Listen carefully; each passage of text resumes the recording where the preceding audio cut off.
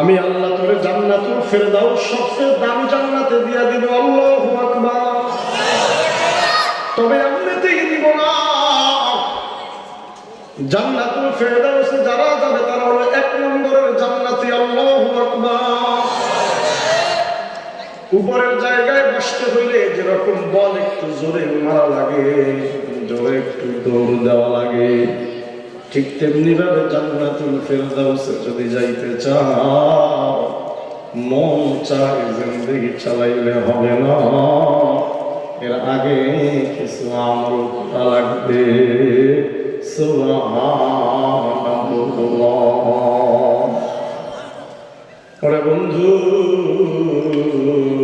আল্লাহ নবী বসা এক সাহাবী এসে কয়, ইয়া রাসূলুল্লাহ, এই দুনিয়ায় সবচেয়ে সফল কে?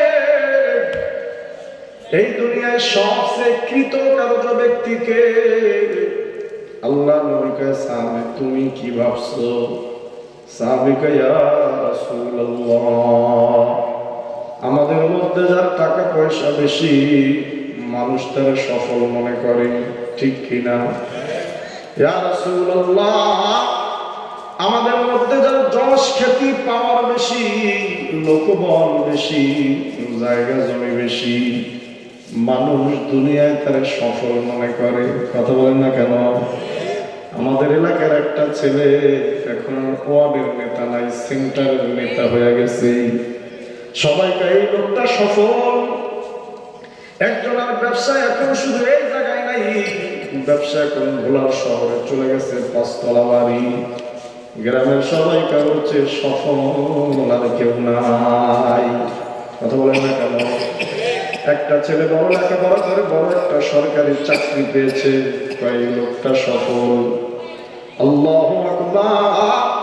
আল্লাহ নবী সাহাবী এসে কয়, ইয়া রাসূলুল্লাহ, আমাদের সমাজে যার টাকা পয়সা আছে, যশ খ্যাতি ক্ষমতার পাওয়ার আছে, লোকবল আছে, তারে মানুষ সফল মনে করে। এ রাসূল, আমি আপনার কাছে জানতে চাই এইগুলো কি সফলতা নেই? আল্লাহ নবী চুপ হয়ে গেলেন। হযরত জিবরাইল কোরআনের ওহী নিয়ে হাজির হয়ে গেল। আয়েশা কয়, ইয়া রাসূলুল্লাহ, আপনি আপনার সাহাবীর জানায়া দেন, এই দুনিয়ায় ফামান যুহজিহা আনিন নার ওয়া উদখিলাল জান্নাতা ফাকাদ ফাজ। হে নবী, আপনি আপনার সাহাবীদেরকে জানায়া দেন, এই দুনিয়ায় টাকা পয়সা সফলতার মাপকাঠি না, সরকারি চাকরি যশ খ্যাতি পাওয়ার লোকবল সফলতার মাপকাঠি না। সফল ওই ব্যক্তি ফামান যুহজিহা আনিন নার, যার নাম জাহান্নামীদের তালিকা থেকে কাটা হয়ে গেছে, ওয়া উদখিলাল জান্নাত, জান্নাতীদের তালিকায় ঢুকে গেছে, ওই লোকটাই সফল কাম হয়ে গেছে। সুবহানাল্লাহ। মুরব্বি, আমি আপনার কাছে জানতে চাই, আপনার নাম কি জাহান্নামীদের তালিকায় আছে? যদি জাহান্নামীদের তালিকায় থাকে, তাহলে আপনি যত বড় ধনী হন, যত ক্ষমতাবান লোক হন, আল্লাহ কয় তোর জীবন ব্যর্থ। ও মধ্যম বয়স্ক বাবা, ও যুবক, তোমার নাম যদি জাহান্নামের তালিকায় থাকে, তুমি যত টাকা ইনকাম করো, যত লোক বল থাকুক, আর ক্ষমতে বল থাকুক, আমি বলি না, আল্লাহ বলে তুই ব্যর্থ। তোর নাম যদি জাহান্নামের খাতা থেকে কাটা হয়, জাহান্নাম থেকে তোরে যদি বের করে দিয়া ওয়া উদখিলাল জান্নাত, জান্নাতের মধ্যে ঢুকায়া দেয়, ফাকাদ ফাজ, ওই লোকটাই সফল কাম হয়ে যায়। সুবহানাল্লাহ। ওরে বন্ধু, আমি হিসাব মিলায়া দেখলাম না আমার যে কাজকর্ম, আমার যে চলাফেরা, আমার যে উঠা বয়সা, আমার আমার যে কথাবার্তা, তাতে মনে হয় আমার নাম জান্নাতের খাতা থেকে কাটা হয় নাই, আমার নাম জান্নাতীদের তালিকায় মনে হয় যুক্ত হয় নাই। সুতরাং আমার মতো ব্যর্থ আর কেউ নেই। কথা বলেন ঠিক কিনা? তাহলে এখন এক কথা, যে লোক জান্নাতি সে সফল, আল্লাহু আকবার। আর যে লোক জাহান্নামী যত বড় হোক সে ব্যর্থ। আমার কথা কোরআনের কথা, বলেন বলেন কার কথা? বন্ধু, আল্লাহ বলে এখন আসো, কোন কোন কাজ করলে জান্নাতের মালিক হওয়া যায়, কোন কোন কাজ করলে সফল হওয়া যায়। আল্লাহ 18 নম্বর পারা শুরুতে সূরাতুল মুমিনের ভিতরে কয়েকটা গুণ আলোচনা করে দিছে। কয় গুণ যদি তুমি অর্জন করতে পারো তাই তুমি সফল, এবং তুমি শুধু জান্নাতের মালিক না, তুমি জান্নাতুল ফিরদাউসের মালিক হইয়া যাইবা। সুবহানাল্লাহ।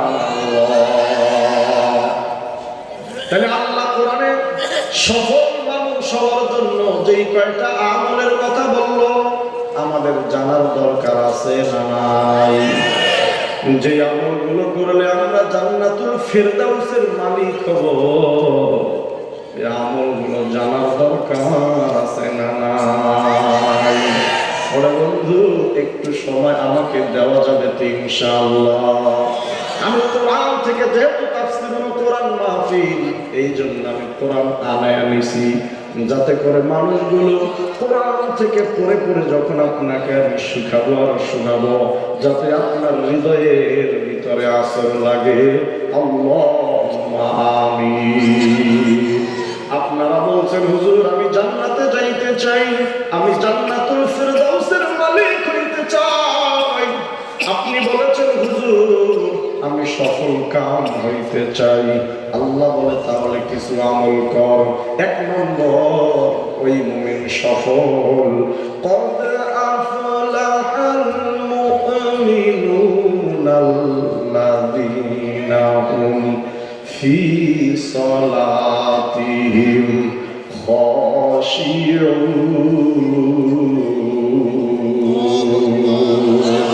আল্লাহ বলে ওই মুমিন সফল যে নামাজের ভিতরে খুশু অর্জন করে। সুবহানাল্লাহ। খুশু কি জিনিস? খুশু হলো বাহ্যিক অঙ্গ প্রত্যঙ্গ গুলো নামাজের মধ্যে সে স্থির রাখে। আল্লাহু আকবার। নামাজের ভিতরে এমন ভাবে দাঁড়ায় মনে হয় সে ওস্তাদ মুরব্বি আর বসের সামনে দাঁড়াইছে। ওরে বন্ধু, বড় অফিসার যখন তার উপরে বড় অফিসার আসে, আপনারা দেখেছেন সেনাবাহিনীর কর্নেলের সামনে সৈনিকের একদম হাতটারে এরকম করে দাঁড়ায়া থাকে, নড়াচড়াও করে না। কথা বলেন ঠিক কিনা? প্রিন্সিপাল সাহেব আসছে, ছাত্ররা এমন ভাবে স্যারের সামনে দাঁড়ায় থাকে মনে হয় কিচ্ছু বোঝে না। আল্লাহু আকবার। ও মুসলমান, দুনিয়ায় একজন অফিসার একজন স্যারের সামনে তুমি যদি এত নত হইতে পারো, হাত পাও যদি গুছায়া রাখো, যেই লোক কখনো ভালো জামা কাপড় পরে নাই, সুন্দর জামা কাপড় পরে সেন্ট পারফিউম লাগাইয়া যায়, জিজ্ঞেস করলাম ভাই এত সুন্দর জামা পরে কোথায় যাও? আর আমাদের স্যার আসবে, আমাদের বস আসবে, টিওন আসবে, ডিসি আসবে। ও বন্ধু, এটাকে বলা হয় খুশুউন। বাহ্যিক অঙ্গ প্রত্যঙ্গ শরীরের জামা কাপড়গুলো যেই সকল মুমিনেরা নামাজে সুন্দর করবে, ওই লোক জান্নাত পাইয়া যাবে। সুবহানাল্লাহ। এটার আরেকটা প্রতিশব্দ আছে খুদুউন। খুশুউন এবং খুদুউন। খুদুউন কি জিনিস? আপনারা তাফসীর মাহফিলে আসছেন, অন্তরের কান লাগান। ব্যাখ্যায় বলে খুদুউন হলো মনের একাগ্রতা। সুবহানাল্লাহ। বাহ্যিক ভাবে ভালো জামা পড়ছে, বাহ্যিক ভাবে নামাজে একদম নত হয়ে গেছে, কোন ধরনের নড়াচড়া নাই, কিন্তু তার মন পড়ে আছে আর একদিকে। এরকম আছে না নাই? আল্লাহ বলে না, 1 নম্বরের গুণ قد أفلح المؤمنون الذين هم في صلاتهم خاشعون। ওই সকল মুমিনরা সফল, ওই সকল মুমিনরা জান্নাতুল ফেরদাউস পাবে, নামাজের মধ্যে যে বিনয়ী হয়ে যাবে। আল্লাহ বিশ্ব বলে বাহ্যিক ভাবে তুমি নামাজে দাঁড়াবা, এমন ভাবে স্থির হইয়া মনে কোনো ধরনের দুনিয়ার কোন চিন্তা ভাবনা তোমার মধ্যে নাই। আর এক শব্দে বলে খুদুন। খুদুন মানে মনের একাগ্রতা। আমি হিসাব মিলাইয়া দেখলাম আমাদের খুশু খুজুও নাই আর খুদুও নাই। কথা বলেন ঠিক কিনা? ঘরের ভিতরে সুন্দর জামা, ও মসজিদে গেছে একদম একটা নরমাল পোশাক পরে আছে না নাই? দেখলে বিচ্ছিরি দেখা যায়। ছি ছি ছি ছি ছি। স্যারের সামনে, বসের সামনে যাওয়ার জন্য যদি সুন্দর পোশাক পরিধান করে যাইতে পারো, তাইলে মহান পৃথিবীর যিনি মালিক আল্লাহ, তার সামনে কেমনে নরমাল পোশাক নিয়ে দাঁড়াইলি? কথা বলেন ঠিক কিনা? যদি ওস্তাদ মুরব্বীর কথা এত মনোযোগ দিয়ে শুনতে পারো, দুনিয়ার অন্য কোনো দিকে তোর মনোযোগ নাই। বসের সামনে মোবাইলটা বন্ধ বাজলে বস কষ্ট পাবে, স্যারের সামনে মোবাইলটা সাইলেন্ট করে দাঁড়াইলি, তার সামনে কল আসলে কষ্ট পাবে।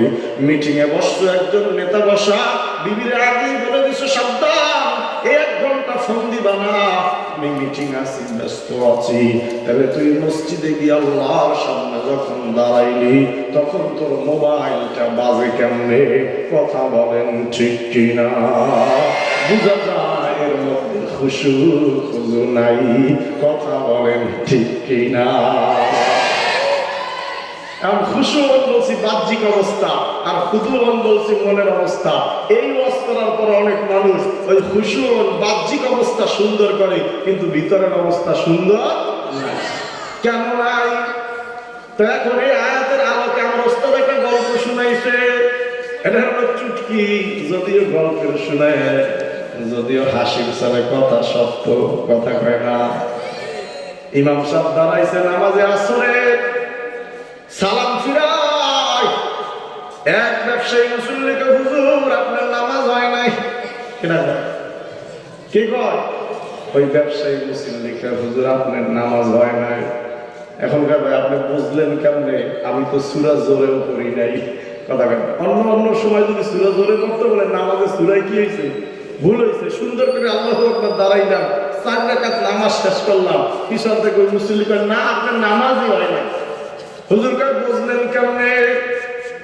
হুজুর প্রত্যেক দিন আমি যখন আসর নামাজে আসি, আমার দোকান হলো 4টা। কয়টা? কয়টা? জয় কয় না? প্রত্যেক দিন আসর নামাজে আমি 4 দোকানের হিসাব 4 রাকাতে করি। হয় না? ওই যে হুজুরে তো কিরাত করে, তো আসর নামাজে কিরাত আসতে না। কথা বলে যেদিন হুজুর লাগে দাঁড়াই হিসাব শুরু করে, হুজুর প্রত্যেক দিন 4 রাকাত নামাজ আছে, আমার 4 দোকানের হিসাব শেষ। আজকে আপনি সালাম ফিরাইছেন, 3 দোকানের হিসাব শেষ হয়েছে, আর দোকান বাকি। এটা আমি বুঝছি নামাজ আপনার হয় নাই। নাউযুবিল্লাহ। এই মার্কার লোক আছে না? এটা হুজুররা ভালো বলতে পারে। ইমাম সাহেব আছেন, কেউ নিয়ে আনে আয় আয় হুজুর নামাজে ভুল করছে, খেয়াল করে একজন মানুষ ভুল হইতি। আমি এক জায়গায় গেছি হুজুরে, আমি উজু করতেছি, এক জায়গায় হুজুর একদম শেষ রাকাতে শেষ রাকাতের সেজদা একটা দিছে, একদম শেষ রাকাতে সেজদা একটা দিয়ে বসে ফেলছে। তা বসে আত্তাহিয়াতুল করে সবকিছু করে সালাম ফিরাইছে। মুসল্লি ছিল প্রায় 200। কত? কথা বলে কত? বড় মসজিদ ঢাকা। নাউযুবিল্লাহি মিন যালিক। হুজুর সালাম ফিরানোর পরে তিন চারজনে কানাঘুষি করে আর কয় না সালাম দিয়ে একটা মনে হয় সেজদা দিয়ে মনে হয় একটা কি হয়েছে কম হয়েছে। আমার চেনে, আমি বক্তা আলেম মানুষ, আমি গেছি করে যে এখন নামাজের কি হবে, আমি ভাবছি গ্যাঞ্জাম লাগবে, তা আমি নামাজটা আমার পুনরায় কি পড়ায় ফেলাম। তো পড়ানো শেষ হওয়ার পরেই আমি মাইকটা হাতে নিছি, কারণ জানি তো ওই নামাজের পরে সব মুসল্লি ধরবে কারে, হুজুরে কথা বলে না। এই সুযোগ কি দিব না, হুজুর আমরা এক না। আমি মাইকটা ধরে কি হুজুর একটা মানুষ একটু ভুল হয়েছে, আপনারা 150 লোক করছেন কি নামাজে ফালতু চিন্তা করেন, কিন্তু সবার মাথাটা নিচু হয়ে গেছে। এই বাটপারি আছে না না, এই সমস্যা আছে না নাই। যদিও হাসির সরে বললাম, মাইকটা ধরে বললাম, মুসল্লি ভাইরা, একজন আলেম মানুষ 150 মানুষের দায়িত্ব নিয়ে নামাজে দাঁড়ায়, তার একটা ভুল হয়ে গেছে। আপনারা 150 লোক নামাজে, একজন আর নামাজের দিকে কোনো খেয়াল নাই, কথা বলেন ঠিক কিনা? আমি ভুল বলছি, দাঁড়ায় বলছি, এই সমস্যা আছে না নাই? ও বন্ধু